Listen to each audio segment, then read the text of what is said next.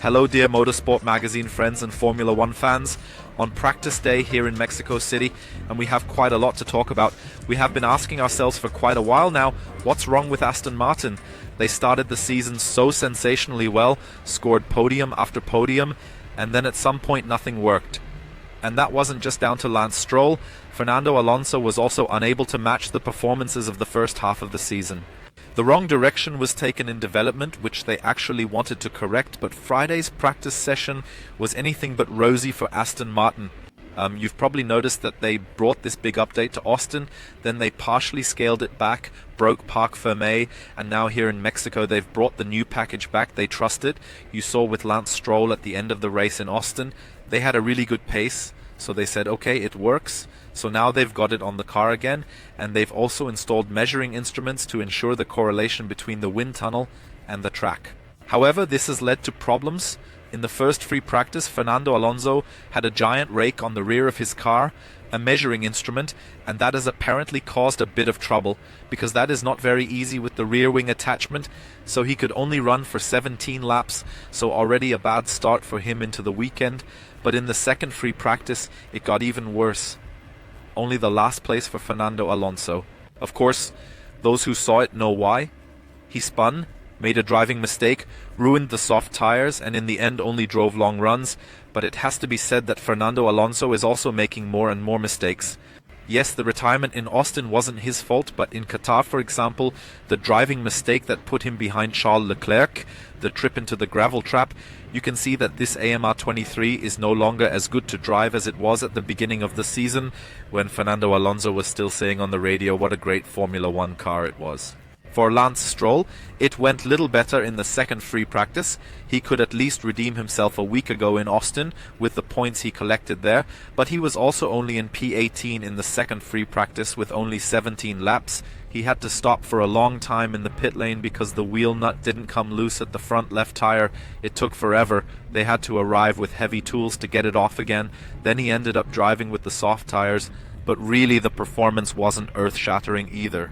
They have problems with the top speed in the first sector, so at Aston Martin there's nothing going on at all at the moment. Worry child Aston Martin, worry child Lance Stroll.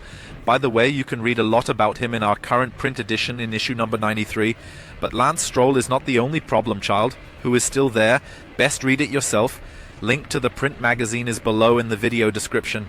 Now we go from the very back of the field to the very front, and there is of course once again Max Verstappen, but it is just increasingly a bit tighter for the world champion and for the dominator of the 2023 Formula One season, and again it is Lando Norris who is the first chaser.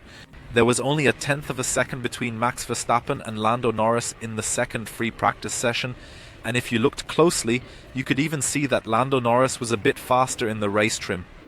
In the first free practice session, Red Bull still had major problems on the long run. The front axle didn't play along at all. It grained, it lost a lot of grip, so they changed the setup a bit, but it worked much better in the second free practice session. There was no more heavy graining, the front axle was right, and that's why Red Bull is very optimistic. Dr. Helmut Marko said they still have reserves, so in race trim they should definitely have Lando Norris under control again. The second free practice was also not quite as representative because it was dripping in between, which then became stronger towards the end, which means that race trim was difficult to actually analyze. But at Red Bull they are optimistic that it will work out. The neutral Formula One fans, they would wish for something else, but we know the strength of the RB19 is not qualifying, and here in Mexico City many say you can overtake because of the long straights, but it is of course dangerous with the cooling package. Cooling is extremely difficult here in Mexico City, and if you get that wrong, well then you have problems driving behind, then everything overheats. So there, I'm curious who maybe takes a little more margins. Today it was slightly dripping, it was cloudy, not particularly warm. On Saturday and Sunday it should at least not rain. There should be a little more sunshine, then it will be warmer. Not as warm as last season, but that could also still be a very interesting situation. By the way, Ferrari, for example, has an update, a cooling update as well, so all the teams have brought the maximum cooling package here that they could find. New parts. Ferrari has also brought an extra package for it, but isn't using that at all because it just wasn't that hot today. Maybe that will be used the rest of the weekend, but they have not tested it so far. Maybe a quick word for all of you who are watching the Mexican Grand Prix for the first time.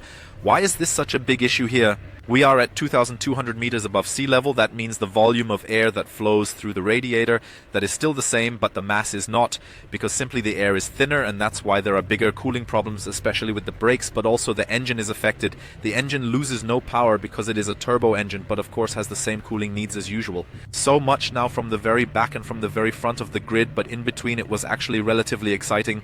Alexander Albon, the big surprise in the first free practice session, drove into second position. Williams engineer Dave Robson, who was at the press conference, didn't quite know himself why it went so well, but he took it. In the second free practice it wasn't quite as good, but Williams also brought forward the performance runs a bit because of the weather forecast, so Williams might actually have done a bit better in the second free practice. They are a bit of an insider tip here. But Valtteri Bottas, what's he doing up there in fourth position? He didn't drive at all in the first free practice, then he's thrown into the car and suddenly he's driving in fourth position. In Austin the Alpha was absolutely nowhere, but here the car is working really well. Daniel Ricciardo, who was good twice, once in 8th, once in 6th, didn't do very well in Austin either. Somehow it's a bit of a grab bag here in Mexico every year. I mentioned it, it's thin air at 2,200 meters, which of course also does a lot with the aerodynamics. That's why everyone drives here with maximum downforce and still achieves 350 kilometers per hour on the straight, less downforce than in Monza because of this issue, and that does something to the cars. You can't really explain it in part. Unfortunately not for Nico Hülkenberg. The new Haas doesn't seem to run very well here either. They're crazy fast on the straights, but in the fast or medium fast corners there's just a lack of downforce. Nico Hülkenberg only in 15th position, Kevin Magnussen only 19th, but he also had to sit out the first free practice. Why did Bottas and Magnussen have to sit out? They weren't the only ones. We saw a lot of young drivers on the track today. 2 sessions are compulsory for every team unless you have a rookie in the field, i.e. generally in the cockpit, in which case you only have to give up 1 session to a young driver. Young driver means not having driven more than 2 Grand Prix, which is how the FIA wants to strengthen young drivers. And many teams have chosen Mexico, 5 teams in total. Why?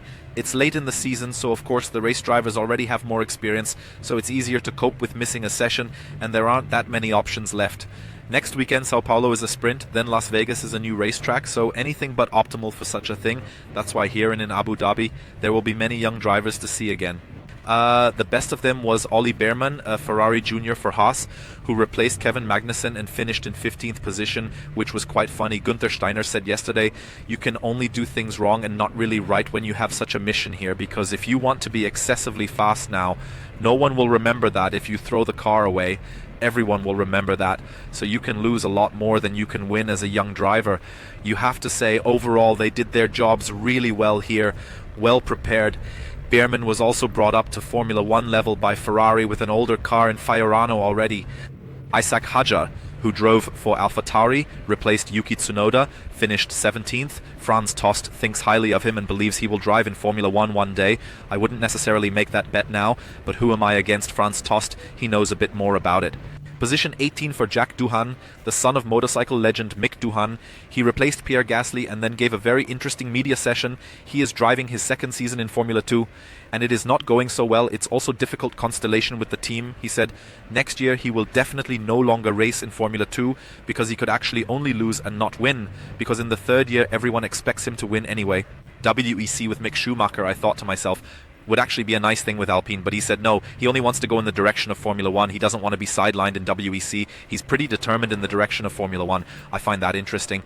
P19 for Frederick Vesti, the Mercedes junior who has replaced George Russell, 2nd currently in Formula 2, and then we go from 2nd in Formula 2 to 1st.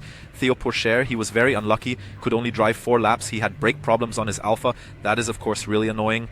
Speaking of young drivers, in Abu Dhabi there will be even more rookie drivers in the cars in FP1, but what's even more interesting is that Red Bull will not have a single race driver in action in FP1. Jake Dennis and Isaac Hadjar are coming in for Max Verstappen and Sergio Perez. The team says they have enough data from Abu Dhabi, lots of test drives, both drivers know the car quite well. That's an interesting approach.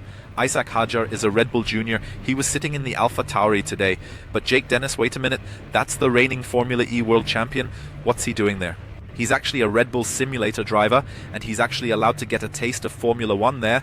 I think he's already 28 years old, and even he himself says Formula 1 is not on his priority list anymore. He doesn't believe in it, but Red Bull is letting him drive. Liam Lawson is no longer a young driver. He has had too many races this year, and they are hoping for a better correlation between the real car and the simulator. Now, I'm curious to see if there will be any surprises tomorrow. I would hope so. As always, you can find out everything at motorsportmagazine.com.